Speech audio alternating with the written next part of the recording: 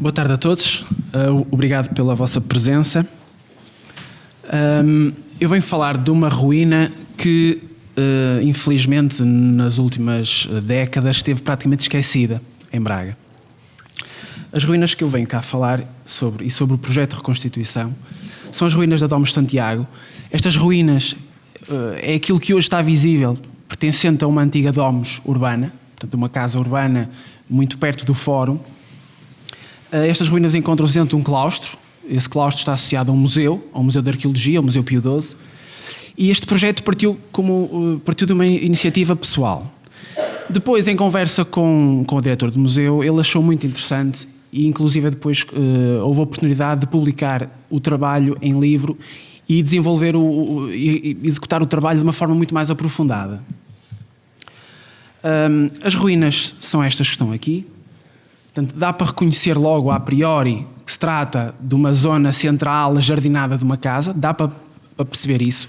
No entanto, o processo de reconstituição foi extremamente complexo. Porquê? As ruínas foram escavadas na década de 60 por o cônego Luciano Afonso dos Santos, que foi ele o criador também do Museu Pio XII, e na altura as metodologias de escavação não tinham nada a ver com o que se faz hoje. Portanto, a escavação era feita igualmente com as chacholas e as enxadas e picaretas, etc. Mas eram pessoas do campo que estavam a escavar. Portanto, não havia... Tinham acompanhamento de uma pessoa que nem sequer era um arqueólogo. O cônego Luciano não era um arqueólogo, era uma pessoa interessada em arqueologia. E a ruína, à medida que foi sendo escavada, foi sendo desmontada. Portanto, aquilo que nós vemos hoje lá é, grosso modo, uma semelhança com a ruína original, mas há muitos elementos construtivos que foram retirados da sua posição original, o que inviabiliza, à partida, uma reconstituição imediata do local.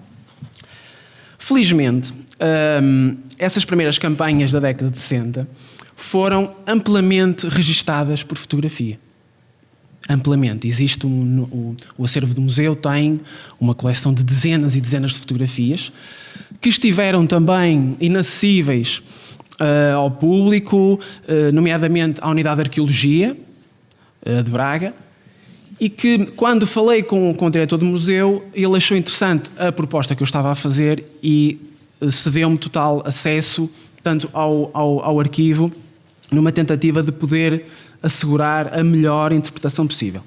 Devo ainda referir que a proposta que eu vou falar de seguida teve a colaboração de dois arqueólogos, a Fernanda Magalhães e o Jorge Ribeiro, são arqueólogos da Unidade de Arqueologia da Universidade de Minho, e claro que o contributo deles foi extremamente importante e decisivo até em alguns aspectos para a proposta que vão ver de seguida. Estas são imagens desse tal arquivo fotográfico durante os processos de escavação. Portanto, como podem ver, as ruínas estavam todas muito mal tratadas.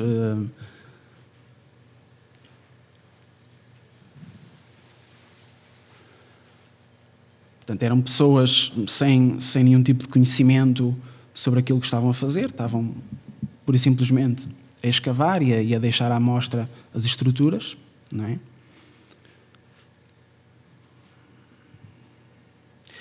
Relativamente à metodologia de reconstituição, é importante definir um aspecto, a localização da ruína também. Não é? É uma ruína que se insere dentro do contexto urbano, não é uma vila, insere-se dentro do contexto urbano. Ali podemos ver a localização da Domus dentro da área urbana. Igualmente importante é ter, obviamente, o registro da ruína, o desenho, não é? E as fases construtivas. Há pelo menos duas fases bem identificadas nesta ruína. Pelo menos duas. É provável que haja até uma terceira, mas estas duas estão bem referidas em teses, nomeadamente de mestrado, estão muito bem identificadas. Portanto, a primeira fase corresponde à parte que está representada a bege, que não era um peristilo, era um pseudo-peristilo, não é? Depois, numa segunda fase, em finais do século III, inícios do século IV, no momento em que se verifica uma profunda renovação construtiva em Braga, provavelmente associada à elevação da cidade à capital provincial, verifica-se em quase todas as ruínas há registro de remodelações neste período. E esta casa não foi exceção.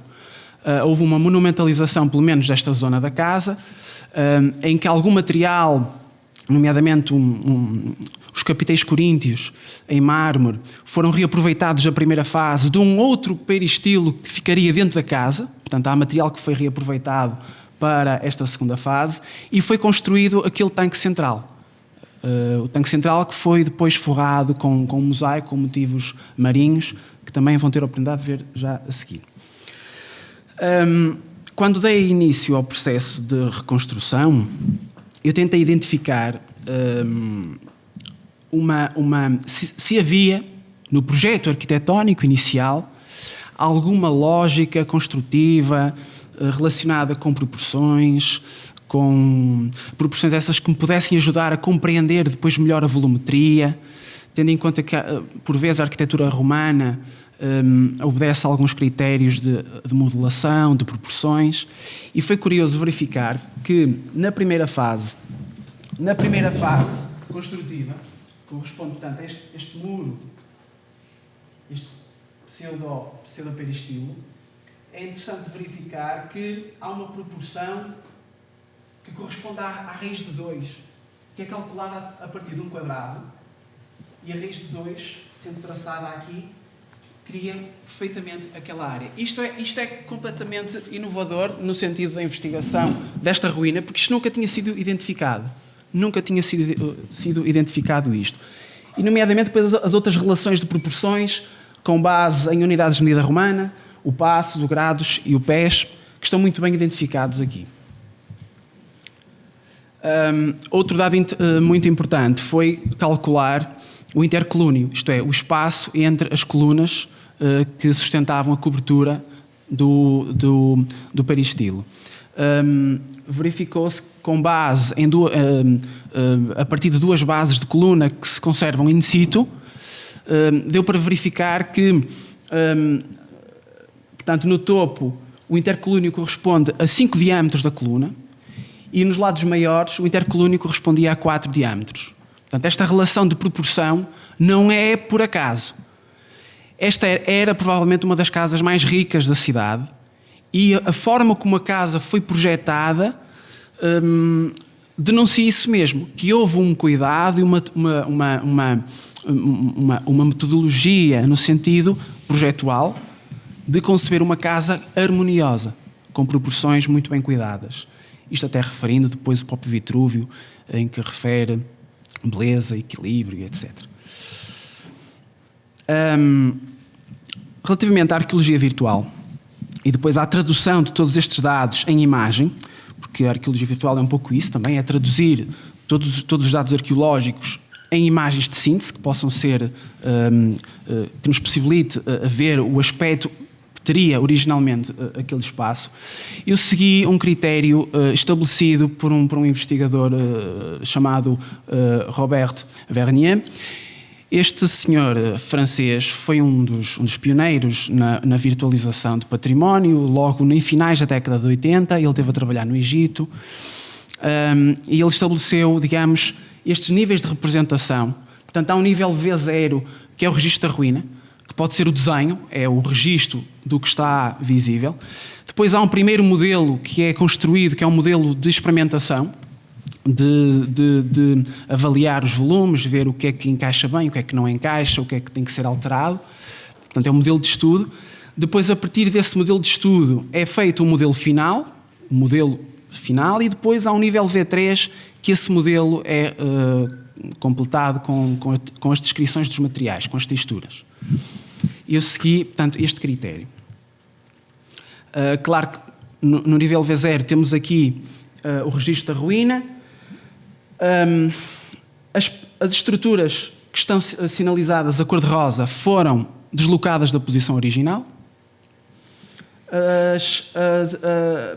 As estruturas que estão a cinzento, que são estruturas-chave, preservam-se no mesmo local. Ainda relativamente ao registro da ruína, este nível V0, e agora falando das tecnologias e da fotogrametria, foi imprescindível. Este modelo fotogramétrico que foi obtido das ruínas, foi a partir deste modelo que se fez depois o levantamento da ruína. Não é? Portanto, ter a ruína num modelo tridimensional em que nos possibilite a qualquer momento estar dentro da ruína, sem ter que estar lá fisicamente, isso é muito bom. É muito bom porque podemos a qualquer momento tirar dúvidas sem termos que estar recorrentemente a ir ao campo e a ver e a analisar a ruína. É claro que o modelo fotogramétrico permite-nos ainda criar uma série de cortes e compreender como é que as estruturas se podiam articular. Não é? Esta é uma das vantagens da fotogrametria. Temos aqui mais um corte, onde foi possível reposicionar alguns elementos na posição original com base nas fotografias antigas, porque as fotografias antigas possibilitaram recolocar alguns pilares à cota original, comparativamente com outros elementos que estavam muito perto.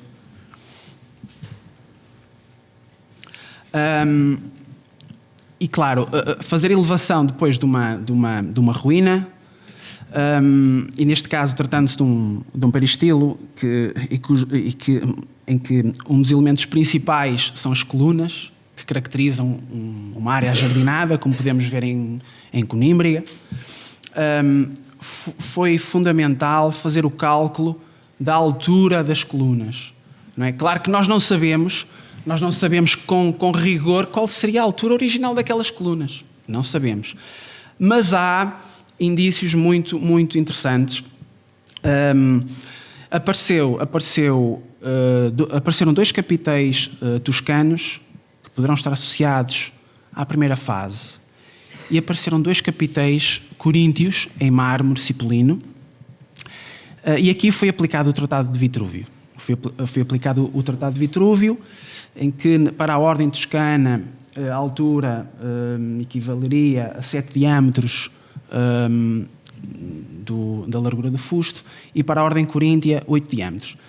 Isto que faz interessante medida de 7 cúbitos para a ordem toscana e 8 cúbitos para a ordem coríntia. Portanto, não é 8 cúbitos e meio, nem 8 cúbitos e um quarto, são 7 cúbitos e 8 cúbitos.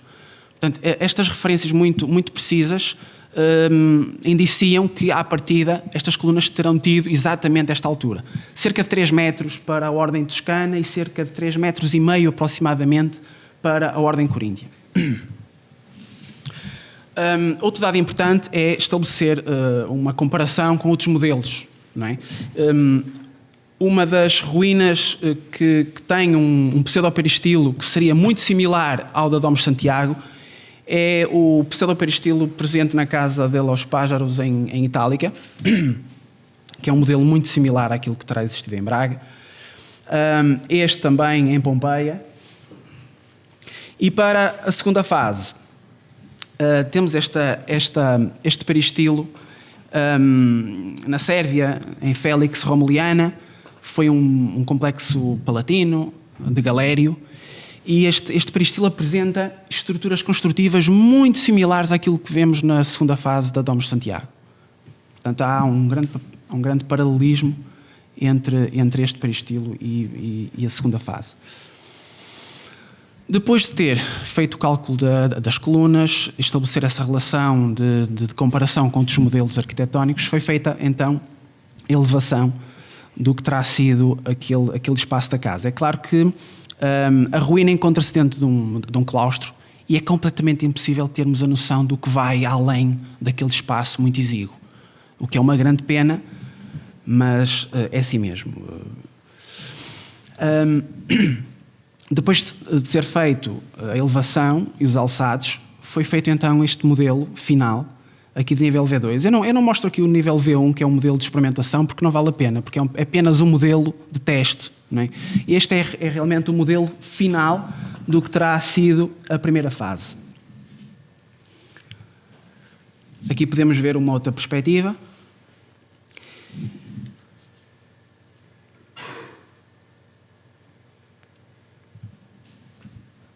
E este seria o aspecto original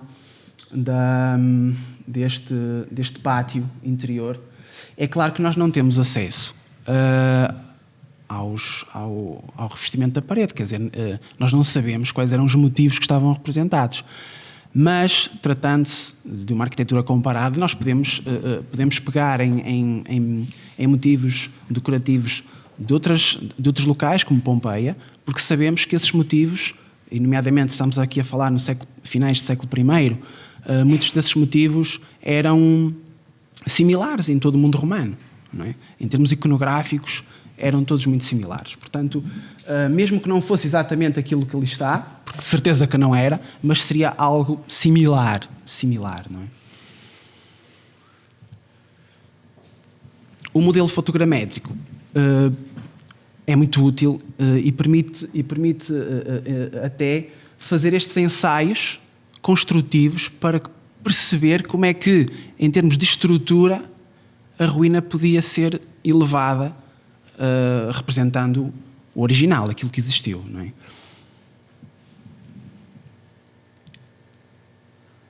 É claro que em meia hora é muito difícil explicar o processo todo. O trabalho foi publicado em livro, eu tenho aqui tudo muito bem definido, porque, nomeadamente, as cotas dos pisos foi um aspecto extremamente difícil de calcular e de chegar a este resultado, porque a solução a que se chegou é que o piso do peristilo estava em dois níveis diferentes, porque o lado de lá tinha pertencido anteriormente a uma parte interna da casa e deverá ter existido um degrau para o pátio exterior. E quando se aumentou o peristilo para o lado de lá e se fez um piso novo, porque isso está documentado em fotografias, teve que haver a necessidade de, ao colocar um piso novo dos dois lados, criou na mesma aquele degrau, não é? Que não é muito comum, mas provavelmente foi aquilo que existiu, porque inclusive encontraram-se fragmentos daquela soleira nas ruínas dos anos 60, nas escavações dos anos 60.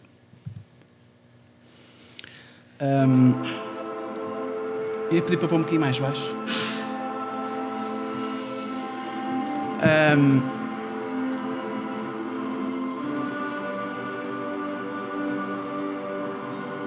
Esta é uma animação que aparece no trabalho final, porque o trabalho final depois foi animado e está disponível online para consulta.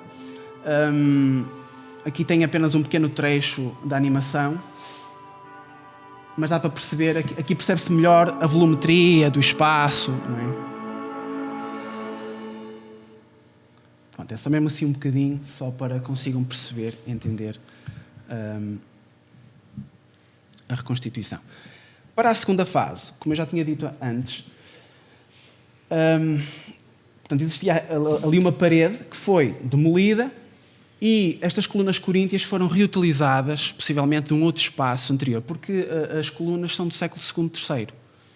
E a reforma construtiva da segunda fase é de finais do século III e inícios do IV. Portanto, estas colunas já existiam quando foi remodelado este espaço da casa. Quero acrescentar ainda que aquela parte mais elevada corresponde a um balneário privado, porque possivelmente na primeira fase a casa não tinha balneário e na segunda fase foi construído um balneário no interior da casa. Isso provavelmente exigiu que toda a arquitetura tivesse que ser reformulada, os espaços e tudo.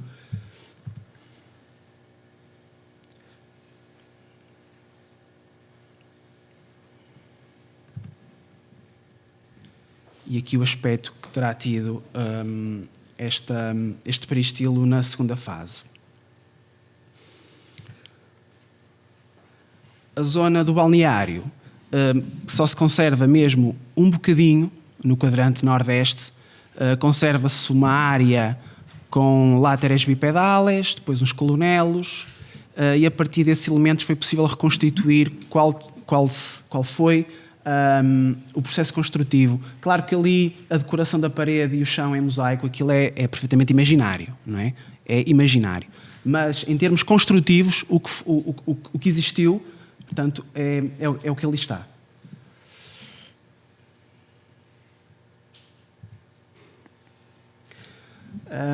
Para que seja possível compreender melhor as opções de reconstituição, eu usei também a escala de cores que tem vindo a ser utilizada por vários colegas meus também.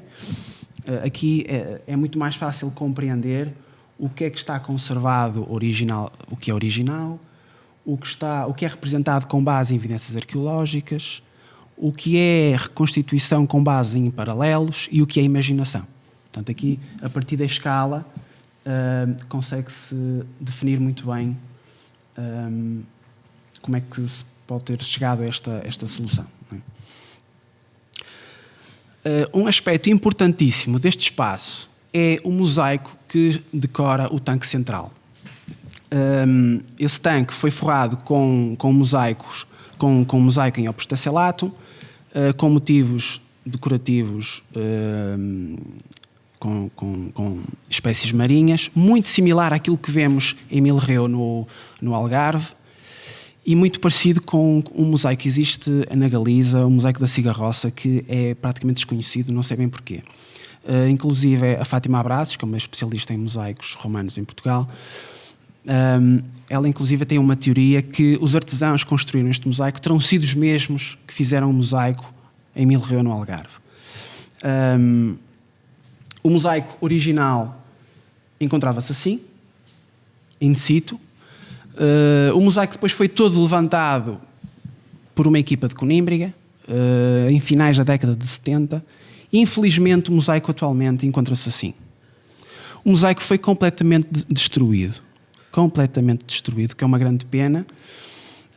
E claro que o mosaico que se conservava in situ não era só isto. O mosaico estava quase completo, embora tivesse muitas lacunas pelo meio, de teselas que foram sendo destruídas porque os solos em Braga são extremamente ácidos e a maior parte das teselas, pura e simplesmente, desintegram-se, ficam em pó. Este era um dos mosaicos mais bem conservados até hoje que se teve a oportunidade de encontrar em Braga. E com base nestas fotografias dos mosaicos, porque existem muitas fotografias, o mosaico está muito bem documentado, foi possível reconstituir o aspecto original do mosaico. Portanto, o aspecto original do mosaico era este, exatamente isto que está aqui, e é uma particularidade muito interessante, que a maior parte das espécies marinhas estão viradas para norte, porque a ruína, eu vou passar agora aqui para uma próxima imagem, a norte, que é este compartimento, onde façamos de conta que estamos dentro deste compartimento, a maior parte das espécies marinhas está virada para este compartimento. E, através das fotografias antigas, foram encontrados os socos, que seriam o apoio de umas ombreiras, de uma grande abertura.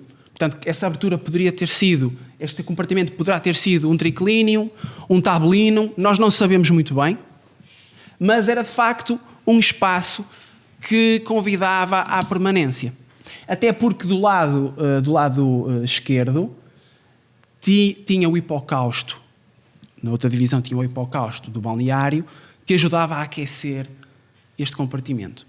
Portanto, este seria um espaço que convidava à permanência e que, pela sua axialidade e pela quase simetria do mosaico, não é? Era um compartimento, digamos, nobre da casa. Não é? Isto como fazendo já aqui uma síntese relativamente à conclusão. A reconstituição virtual dá para perceber perfeitamente a monumentalidade do espaço, este efeito quase simétrico e axial, muito típico e característico da arquitetura romana. A arqueologia virtual permite também fazer este tipo de soluções em imagem, que nos permite ver o que é a ruína e depois a elevação do que terá existido, aqui na segunda fase também.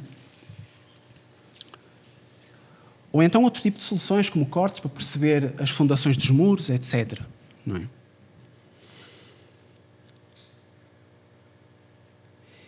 E para finalizar, vou passar mais uma animação pequenina desta segunda fase. A qualidade de imagem está péssima, porque o vídeo que eu pus aqui está com muito pouca qualidade, mas a versão que está disponível online está em HD, portanto, se quiserem consultar, depois podem falar comigo, eu dou o endereço que está disponível para toda a gente ver.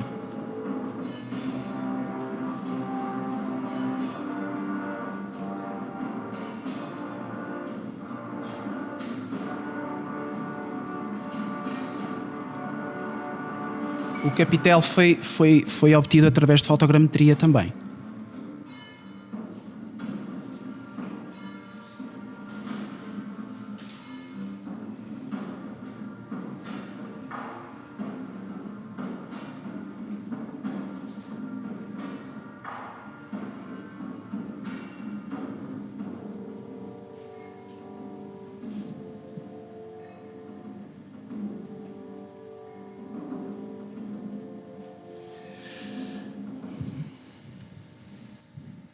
E pronto. Obrigado.